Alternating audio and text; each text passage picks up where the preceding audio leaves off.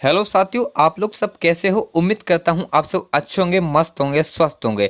साथियों, आप लोग का बहुत बहुत स्वागत करता हूँ आपके अपने यूट्यूब चैनल शिक्षा लोग 2.0 पर।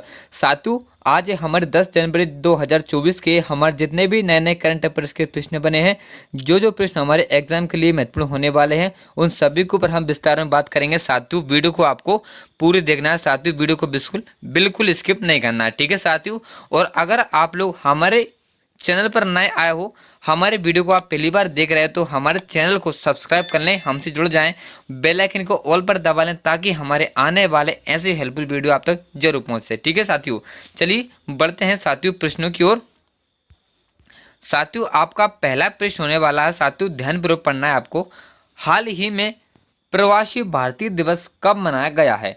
तो साथियों, अभी हाल ही में 9 जनवरी को प्रवासी भारतीय दिवस मनाया गया है। साथियों, ऑप्शन आपका दूसरा वाला बिल्कुल सही जवाब हो जाएगा, ये आपको याद रखना है, ठीक है साथियों।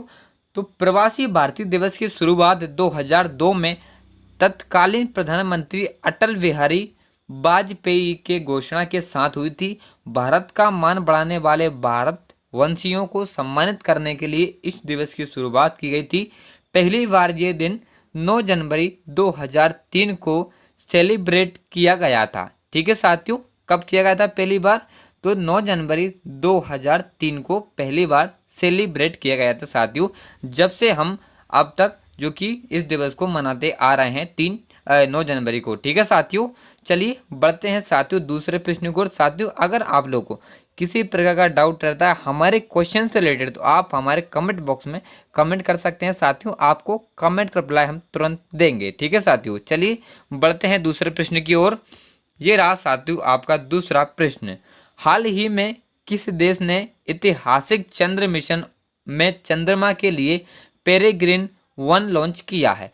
तो साथियों, अभी हमारे अमेरिका ने ऐतिहासिक चंद्र मिशन और चंद्रमा के लिए पेरेग्रिन 1 लॉन्च किया है साथियों। ऑप्शन आपका तीसरा वाला बिल्कुल राइट आंसर रहेगा, ये आपको याद रखना है, ठीक है साथियों। तो पेरेग्रिन एस्ट्रोबोटिक्स का पहला लैंडर मिशन है और टीम की योजना चंद्रमा की सतह पर सफलतापूर्वक अंतरिक्ष यान उतारने वाली पहली वाणिज्यिक कंपनी बनने की है। लैंडर कुल 20 पेलोड या कार्गो ले जाता है, जिसमें नासा की वाणिज्यिक चंद्र पेलोड सर्विसेज CLPS पहल से 5 शामिल हैं, ठीक है साथियों। उम्मीद करता हूं आप समझ गए होंगे कि हमारा चंद्र मिशन में चंद्रमा के लिए पेरेग्रिन 1 क्या है, ठीक है साथियों। चलिए बढ़ते हैं अब नेक्स्ट प्रश्न की ओर। ये रहा साथियों आपका तीसरा प्रश्न। हाल ही में किस राज्य ने 2026 से 27 तक 500 अरब डॉलर की अर्थव्यवस्था बनाने का लक्ष्य रखा है? तो साथियों, अभी हमारे गुजरात ने 2026-27 तक 500 अरब डॉलर की अर्थव्यवस्था बनाने का साथियों लक्ष्य रखा है। आपका फर्स्ट वाला करेक्ट आंसर रहेगा, ये आपको याद रखना है, ठीक है साथियों। तो गुजरात ने 2026-27 तक 500 अरब अमेरिकी डॉलर की अर्थव्यवस्था बनने का लक्ष्य रखा है। मुख्यमंत्री पटेल गांधीनगर 9 जनवरी। गुजरात के मुख्यमंत्री भूपेंद्र पटेल ने कहा कि उनकी सरकार ने भारत के सकल घरेलू उत्पाद DGP में 10% योगदान देने और 2026-27 तक 500 अरब अमेरिकी डॉलर की अर्थव्यवस्था बनने का लक्ष्य रखा है, ठीक है साथियों। चलिए पढ़ते हैं चौथे प्रश्न की ओर फटाफट। जी रहा साथियों आपका चौथा प्रश्न। हाल ही में किस राज्य के राज्य परिवहन निगम ने भारत की पहली 100% इलेक्ट्रिक बाइक टैक्सी शुरू की है? तो साथियों, अभी हमारे असम राज्य परिवहन निगम ने भारत की पहली 100% इलेक्ट्रिक बाइक टैक्सी शुरू की है साथियों। तीसरा वाला आपका राइट आंसर रहेगा, ये आपको याद रखना है, ठीक है साथियों। चलिए बढ़ते हैं प्रश्न के आगे। तो साथियों एक मिनट रुकिए साथियों। असम राज्य परिवहन निगम ASTC ने असम के शहरों में वायु गुणवत्ता में सुधार के लिए स्वच्छ वायु आंदोलन वायु नामक एक पहल शुरू की है। यह भारत की पहली 100% इलेक्ट्रिक और विकेंद्रीकृत ओपन मोबिलिटी इलेक्ट्रिक बाइक ई बाइक टैक्सी सर्विस है।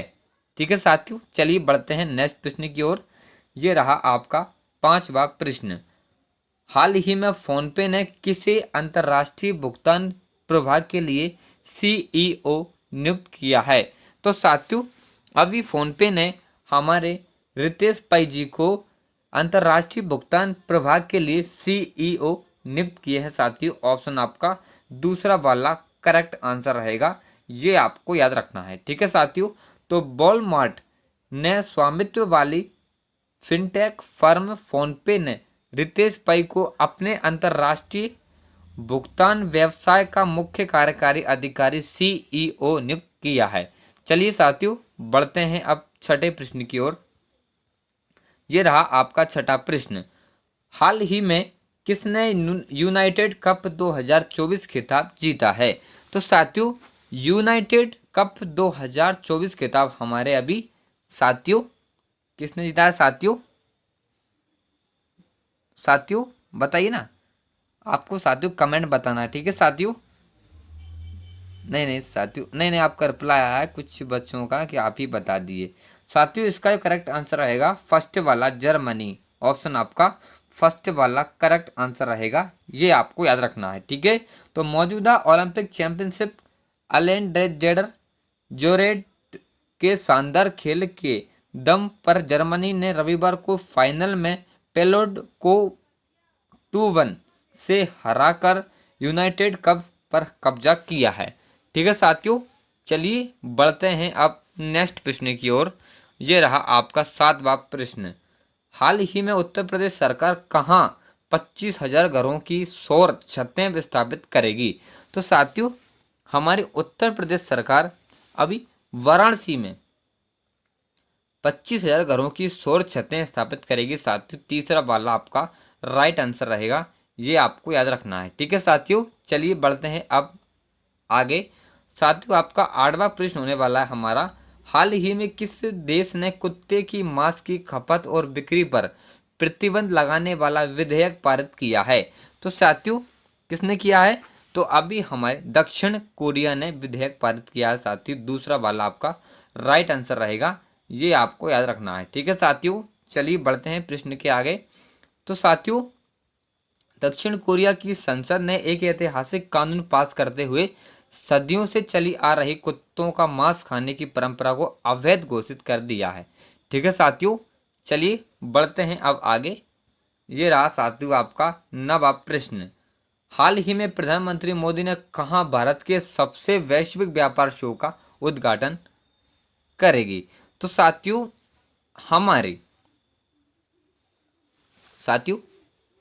इसका जो राइट आंसर हो जाएगा हमारा गांधीनगर। ऑप्शन आपका तीसरा वाला राइट आंसर हो जाएगा साथियों।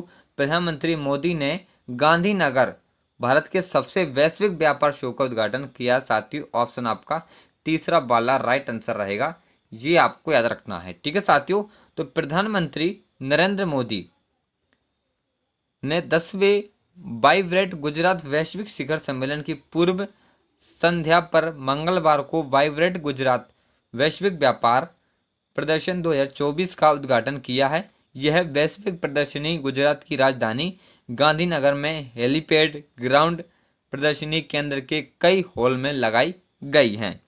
ठीक है साथियों, चलिए बढ़ते हैं अब नेक्स्ट प्रश्न की ओर। ये रहा साथियों आपका 10वां प्रश्न।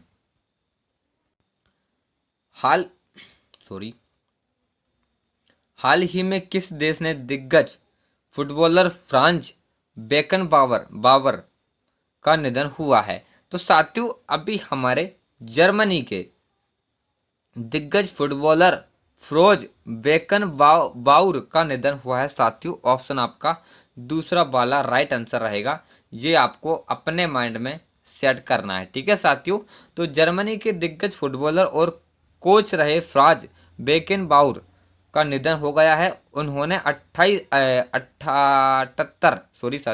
78 साल की उम्र में आखिरी सांस ली है। इस दिग्गज ने कप्तानी करते हुए जर्मनी को वर्ल्ड चैंपियन बनाया था।